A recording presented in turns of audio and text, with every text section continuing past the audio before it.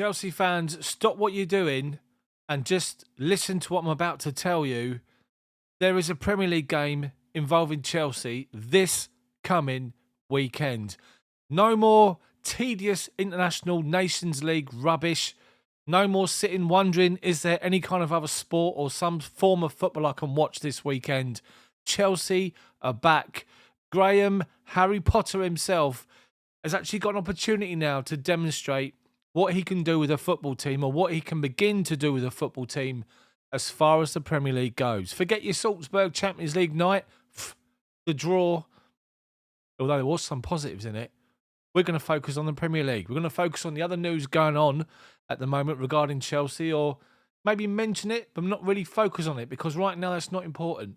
What's important is what happens against Crystal Palace at Selhurst on Saturday. And this video is going to discuss everything about that and what's been going on. This Chels Daft, if you like the sound of it, if you like the intro, if you like the new wall, where am I? Updated Stamford Bridge sign, which was over in the far side. It's now over there. My little boy's first ever Chelsea kit, by the way. All three lights are up. We're looking positive. Let's be positive. Let's get cracking. But if you do like it, again, I digress. It's been a while since I've done a video. Make sure you subscribe and like the video. So, first and foremost, what's been going on? We have to mention Her Highness, Her Majesty, the Queen passing away. Horrible, horrible situation. Sat and watched just numerous hours of sitting watching people file past the coffin and stuff like that. And then obviously the day of the funeral was just immense. We're now sort of moving on past that. The royal family's got time to grieve. So that's happened and that's now done.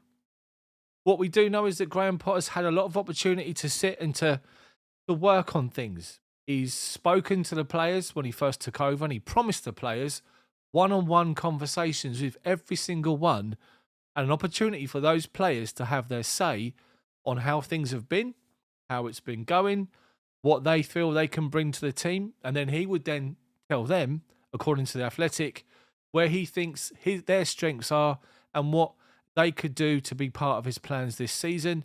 And apparently it's gone down fantastically well with all the players. All the players are pumped. All the players are raring and ready to go and excited to play under Graham Potter. An understated man, you have to say that. Someone who you wonder how he's going to cope with the glare and just the whole situation of being a Chelsea manager. And it's going to play out in front of us, in front of our eyes, as it does on the biggest scale. Hopefully he does fantastically well. But the guy is clued up. He's worked hard from the ground up, and he knows what he's doing. And another part of this sort of reports that I've read over time that we've not been playing and talking about Graham Potter. I keep wanting to call him Harry. It's bad, isn't it? But Graham Potter and the setup of his coaching staff, it's beginning to change, and more people are coming on board and people like that.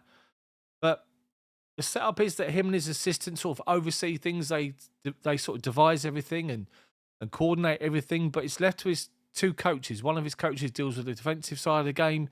One of his coaches, the ex-player Bruno at Brighton and Valencia, deals with the attacking side of the game. You've got Anthony Barry still on set pieces. You've got a goalkeeping coach, apparently about 8 or 9 or 10 of them. But it's all quite sort of matter of fact, and it's all planned. It's all been part of the Graham Potter method. And I wonder how the players will adapt to that. What you're going to see now, and you saw it against Salzburg, is at times when there's a break in play, you're going to see various members of the coaching staff up talking to the players, not just the manager. We've always seen Thomas Tuchel, we've always seen Kante or Mourinho and people like that. But you've now got the actual coaching staff fully involved and immersed in the game, putting their relevant players that they're coaching and the people they look after to give them, their advice as well, which is great to see. All encompassing. It's good. I like it. Different. We've also seen reports that they played a behind closed doors game against Brighton, believe it or not, Potter's old team. And Chelsea came out 2-1 winners with Carney Chukwuemeka scoring twice after coming off the bench, by the way. Fair play to him for making a big, big statement for Graham Potter. But it's interesting to see how he lined up. He lined up with Fofana and Koulibaly as the two centre-backs, with Chilwell on the left and Ruben Loftus-Cheek as a right-back.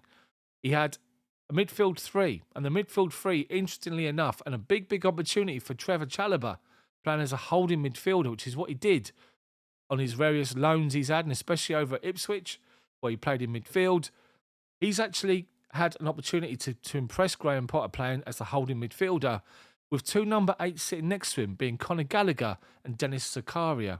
And obviously Aubameyang featured as well. But Chelsea won the game 2-1, and it's good to see. And you sort of look at that situation on how they're going to line up, how they're going to play. And he's quite open to playing as a back 4 rather than just stick to the back 3 and your midfield 5 and your 2 or 3-4-3. And that's what I want to see. And that's what's exciting about Graham Potter's managerial sort of approach to Chelsea, or the head coach approach, because he's not afraid to change things up and to go after a game, as we saw against Salzburg. So interesting to see that he's quite happy to go to a 4 and sort of look at that and the 3-man midfield. Obviously, against Salzburg, he went with 2 up top with Kai Havertz supporting Aubameyang. And we all seen Kai Havertz for Germany, by the way, against us. Sharp as a button, sharp as a tack even, I should say, sharp as a button. Sharp. Where I got that from. But it's just good to see. Now, of course, there's other reports at the moment involving the sporting director. Let's be honest, who gives a shit at the minute? I don't care about a sporting director. There's reports they want to bring more ex-Chelsea players on board to have more of a substantial role within the football club. Todd Boehly and his team, is sort of ownership team. And, I mean, you then question, well, if that's the case, why get rid of Petr Cech? Maybe because he was linked to the previous regime, but anyway, so the sporting director thing is apparently now down to 4 people. I mean, who really gives a toss at the moment? I don't care. I could sit and do a video on it, but there's no point. You guys don't want to sit and watch all that stuff, do you? So there's that. There's reports that Tammy Abraham, yes, him, has got a release clause in his contract, which will be next season, at the end of next season, around 70 million. Chelsea's got first option on that. Obviously, with the release clause, it'll be only his release clause, which has been put in at the time the contract was done and when he signed for Roma. So I'm talking absolute nonsense. Buyback. That's what I meant. The buyback clause. As you can see, I've not done a video for a while, and it's really well planned. Anyway, to Abraham. We've spoken about Chalobah playing as a defensive minded midfielder, the 2 number 8s next to him. Chelsea beating Brighton. We're talking about Graham Potter and his staff. We're talking about the Queen. What else is there to talk about? What about Mr. Pulisic, bless him? He's written a book, Christian Pulisic, of his life, of the turmoil and troubles in his life at the age of, 24? And he's come out obviously having a bit of a whinge about Thomas Tuchel, saying that he was promised, be rested for 1 game, against Fulham, then played the next game after playing well against Real Madrid away in the season we won the Champions League, but then didn't play and was let down and felt let down and all this sort of stuff. And by the time he come on, he was raging. Apparently, he's now excited to work under Graham Potter. So that's the main thing. I think the biggest thing for all of us looking back at Thomas Tuchel, and I really hope he ends up with the Bayern Munich job, because the manager's under real pressure out there, despite their good victory in the Champions League last week. But Tuchel, he had not necessarily his favourites, but his regulars, didn't he? And a lot of the attacking players fell out with him because they didn't get enough time. So you just hope that these one-on-ones meetings that Graham Potter's had with the players has reaffirmed that they are part of his plans, and hopefully he changes things up. So that's all we want. So when we're going to, in this part of the video, we now want to focus on the game on Crystal Palace against Saturday. If I can put my teeth in, it'd be great, wouldn't it? But you know what I'm trying to say. We're going to look at the game Crystal Palace away at Selhurst. Dangerous, dangerous team. Wilfried Zaha, dangerous player, as we all know. Got a good couple of decent goals this season against big sides. Important goals as well. And he's a threat that needs to be dealt with. And the biggest thing is to see how he's going to approach the game against Palace, how he lines up and in what formation. That's what we want to see, and that's going to be interesting. Bearing in mind that he didn't make a lot of changes for the Salzburg game. He did make 2 tactical changes, which I picked up on. I've mentioned already.